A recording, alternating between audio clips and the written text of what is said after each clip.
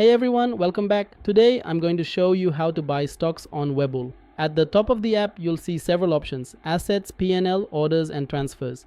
The first step is to deposit money into your Webull account. Tap transfers, then select transfer money. Follow the steps to link your bank account and deposit funds. Once that's done, you'll see your cash balance in the account.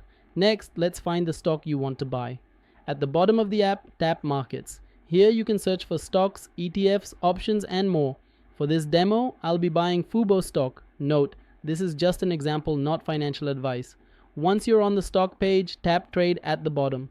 You'll see the order type options. Market order. Buy the stock at the current market price. Limit order.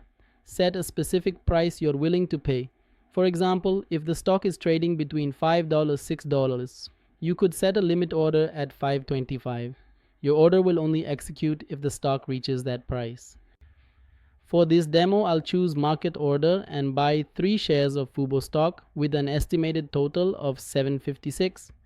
Tap buy, review your order, and then tap confirm. After submitting, go back to your portfolio and you'll see your 3 shares of Fubo stock listed. If this video helped you, make sure to hit the like button. Thanks for watching, and I'll see you next time.